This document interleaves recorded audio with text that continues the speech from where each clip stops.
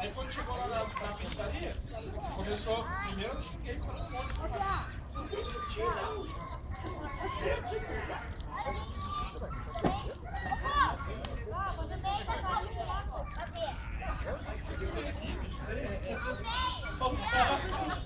Aí ela falou assim, aí quando ela entendeu, ela falou,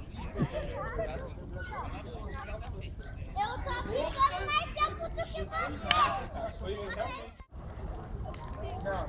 Ela não é cachorro. Ela não é cachorro. Nunca.